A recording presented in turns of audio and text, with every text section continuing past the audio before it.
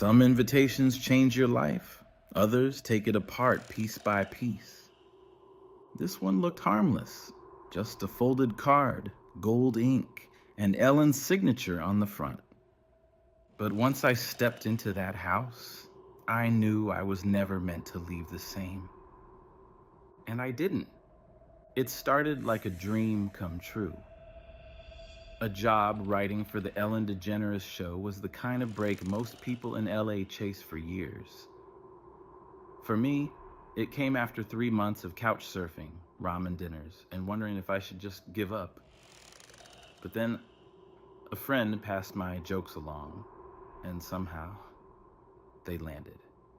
I didn't just get in the room, I got a desk, a badge, and a nod from Ellen herself. She called me her undercover sniper, said my punchlines worked best when whispered. Back then, I thought I was lucky. Ellen wasn't like the other bosses I'd heard horror stories about. She never yelled, never cursed. But when she walked into the office, it felt like the temperature dropped. Conversations died mid-sentence, mugs hovered halfway to lips. She smiled when she cut you down, and you smiled back like it was a compliment. Because if you didn't come back. People disappeared quietly. No memos, no farewells. Just a new face at a cleared out desk. I remember the first time I heard someone say it. You're new. You still say no. It came from an intern in the hallway, arms full of blazers, eyes dead serious. At the time, I laughed it off. Everyone's weird in this town. But the phrase stuck in my head like a splinter. Then came the parties. Ellen's parties weren't optional. At first, the invites came as jokes, casual, like, you coming to my birthday bash, everyone does? I said no. She smiled, like I'd said something funny. A week later, she pulled me aside after rehearsal. Work happens at the party, she whispered. You want that promotion, don't you? Then, during a taping, she cracked a joke that wasn't a joke. She pointed off stage, right at me. Some people think they can stay in the waiting room and still get invited through the gold door. The audience laughed. I didn't. That night, I ran into Javier, a senior writer who'd been around since season 3. He was chain-smoking behind the lot, looking like he hadn't slept in a week. She offer you a cup yet? He asked. I blinked. You'll know when it happens, he said. Don't drink it, even if it's gold, especially if it's gold. It sounded like nonsense, until it didn't. The birthday party invitation came in the form of a folded card, heavy cardstock, handwritten looped script. Wear black, bring nothing, leave different. I should have said no again, but I didn't. The job meant too much. The attention, the proximity to power. It was addictive. That Friday, I stood outside a massive gated property tucked behind hedges in the canyon. The gate opened before I touched the buzzer. No staff, no valet, no music. Just a winding driveway lit by soft lights. And somewhere in the distance, the sound of glass clinking. The house was silent. Not just quiet. Silent. Every step I took on the gravel felt amplified, like I was walking into a tomb. The front door was already cracked open, like it was waiting for me. Inside, the air smelled like honey and old paper. The walls were lined with melted gold light fixtures. A butler in black appeared without a sound. She's waiting, he said, and motioned me down a curved hallway. That's where I saw them. Lined up along the walls like mannequins. Oprah, Spielberg, Clooney, Jay-Z, Beyonce. All in black. All watching. Not moving, not speaking, just watching. In the center of the room stood Ellen, Her back was to me, hair slicked, black tailored suit. In her hand was a porcelain teacup with a gold rim. "You made it," she said, turning toward me. Her smile didn't reach her eyes. "This is the moment," she said. "Everyone gets one." She handed me the cup. The liquid inside was thick, golden, and swirling even though I wasn't moving. Behind her, the others stepped forward in silence, forming a semicircle, their faces blank, expectant. "You said you wanted to stop waiting for someone else's yes," she whispered. "This is how." I held the cup. It was warm, heavy, alive. The air around us shifted. Then came the chant. "Be kind, be kind, be kind." First a whisper, then louder. Dozens of voices, all of them, Oprah, Clooney, even the former president, their lips moving in perfect unison, their eyes unblinking. Ellen's smile widened. Her eyes turned black. A strand of drool stretched from her lip. "We all give in," she said. Eventually, I looked at the cup again. I saw it, the career, the success, the freedom from rejection, my name in credits I hadn't written yet, private jets, awards, applause. All I had to do was drink. But then, I saw their eyes again, lifeless, frozen. I understood. They weren't cheering me on. They were waiting to see if I'd join them. I dropped the cup. It shattered on the floor, spilling the liquid across Ellen's shoes. The chanting stopped. Ellen stared at me. Then, a twitch of a smile.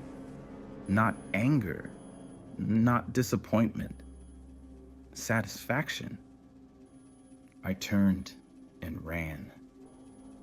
I didn't stop running until I hit the driveway. The air outside felt different, sharp, like breathing after drowning.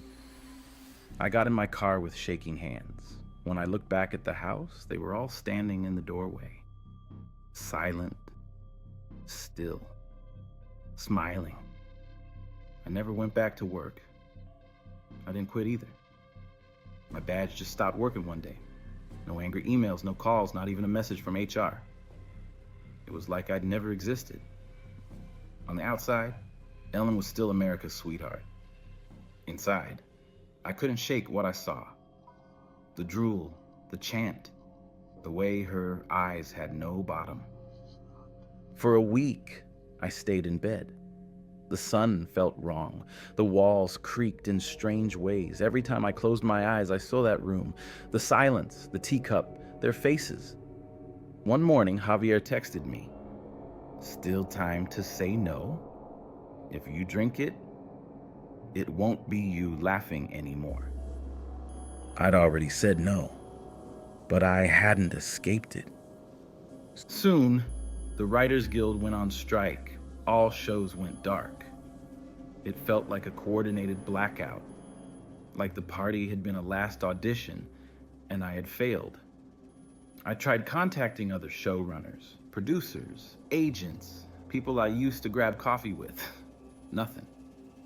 One exec finally picked up. "Sorry, can't be attached to you right now. You pissed someone off. Big." Then he hung up. I couldn't write, not even a single joke. Every time I opened my laptop, I heard it again, that chant, those words, "Be kind, be kind." Even my dreams weren't safe anymore. The chant followed me into sleep, echoed in the shower, clung to the corners of my room. Rent piled up. I freelanced on spec scripts for people I'd never meet. The work paid a few bills, but it felt hollow, like writing inside a locked glass box. Sometimes I'd catch myself wondering, what if I had said yes? Would I be the one on the yacht, laughing on late night, whispering "be kind" to the next kid with a dream? A year passed, then two. Ellen's public fall happened. Exposés, staff testimonies, headlines about toxic culture. I should have felt relief, but I didn't, because I knew that wasn't the end. That was just a costume change. The real show never aired. It happened off camera, in the quiet places, in the house with no address. Then one day, a box appeared at my door. No knock, no note. Just a neat little package on my welcome mat. Inside was a porcelain teacup, white, gold rim, slightly chipped, the same kind Ellen had handed me that night. I turned it over in my hands. There was something scratched into the bottom. Be kind and give in. I dropped it into the sink and backed away. But I couldn't bring myself to destroy it. It sat there all night, gleaming under the faucet like it was waiting for me to finish what I started. The next morning, there was another box, smaller this time. Inside, a single matchstick and a folded note. Burn it if you're sure. But remember, the door doesn't close. It waits. I couldn't sleep. Every creak in the walls sounded like her voice. Every dark hallway felt watched. I moved cities, changed my number, scrubbed my name from IMDb, told people I wrote ads for furniture companies. But it kept coming back, in mirrors, on screens. Sometimes I'd see a celebrity I used to work with, glossy smile, dead eyes, laughing too hard at nothing. I knew what they'd done. They drank. And then, I wasn't the only one saying it. A few months after the box showed up, I was listening to a live stream. Court testimony. A celebrity, someone I recognized, shaking on the witness stand, talking about oil, rituals, forbidden rooms. They didn't say the name Paisley Park. Didn't say Prince. But they didn't have to. I knew. I'd heard that same story from someone else. Someone who wasn't supposed to be gone. Before Ellen, before the parties, I worked a freelance gig for Prince. One night, he called me in, said he needed someone who could stay invisible. That's how I ended up 3 stories below Paisley Park, in a hidden surveillance room watching monitors I didn't know existed. That night, they gathered in a room Prince called Room 19. Oprah, Diddy, a former preacher, a TV host with a reputation for kindness. They didn't speak. They didn't use phones. They moved like dancers in a dream. Diddy led them in. Clive Davis read from a book that didn't belong in any library. Leather-bound, gold-etched, the Book of the Damned. And one by one, he anointed them with oil. It wasn't a performance. It was a feeding. Prince said they weren't summoning anything. They were offering something up. Their voices chanted in a language the microphones couldn't register. The chandelier above them spun in a slow, clockwise rotation. The rug beneath their feet began to reveal symbols, burnt into the foundation. That room wasn't used for rituals. It was built for them. At one point, Ellen stepped forward. Clive touched her forehead. A tear rolled down her cheek. I was the only one who saw it. Then everything stopped. No applause, no exit music, just oil-drenched silence, and Clive standing alone in the room, staring directly at our hidden camera. I asked Prince what we had just witnessed. "It's not over," he said. "Not yet." After the ritual, Prince locked down everything. We backed up the footage, analog and digital. No cloud, no fingerprints.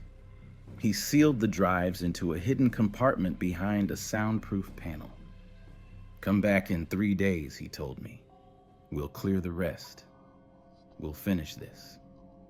I should have run, but I didn't, because he was the only one who believed me when no one else did. When I told him about my sister, the one who vanished after trying to break into the industry, he didn't ask for proof. He just said, "They take the ones who shine brightest." 3 days later, I came back.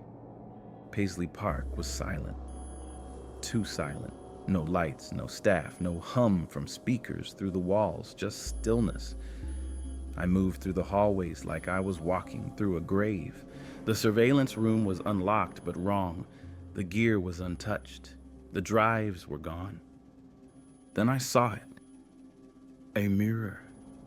Tall, narrow, framed in black wood, covered in dust like it had always been there.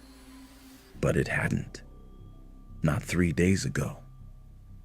I walked up to it. My reflection looked like a ghost, pale, sleepless.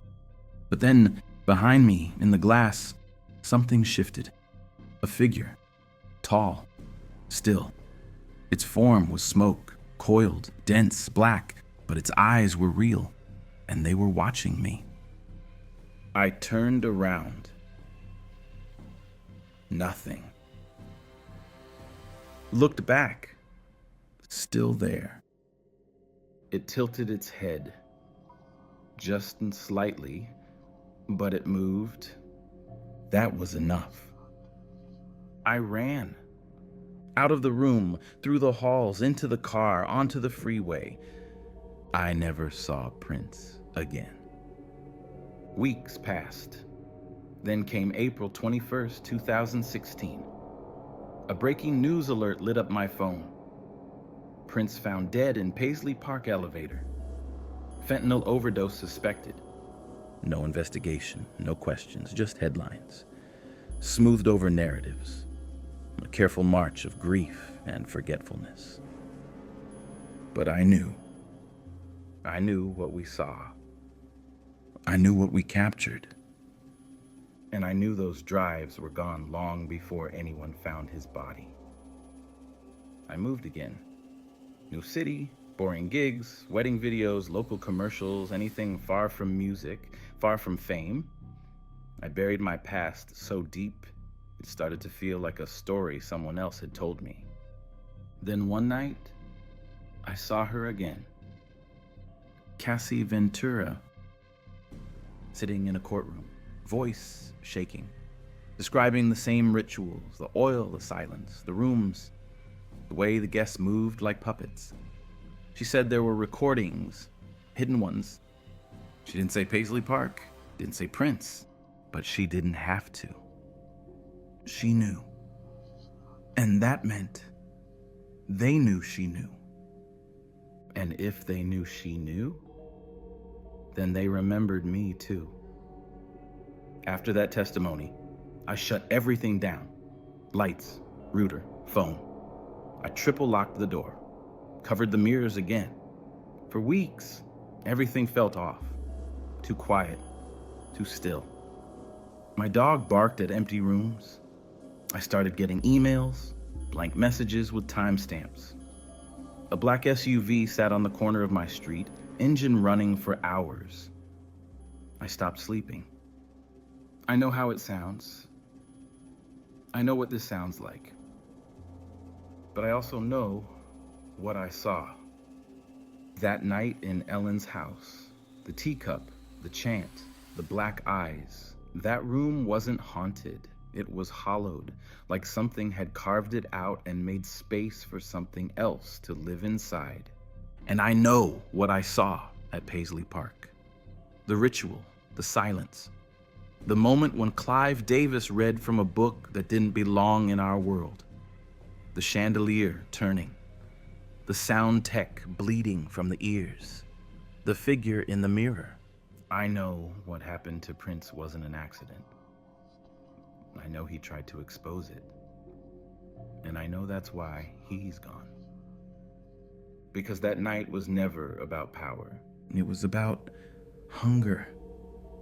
A presence that moves through people like them, the smiling ones, the laughing ones, the ones who whisper kindness while their eyes stay cold. They're not recruiting, they're consuming. And if you say no, if you step away like I did, they don't destroy you outright. They erase you. They make you a shadow of what you could have been. The version of you that might have thrived if you just said yes. If you'd just taken the cup. That's what haunts me most. Not what I saw, but what I didn't become.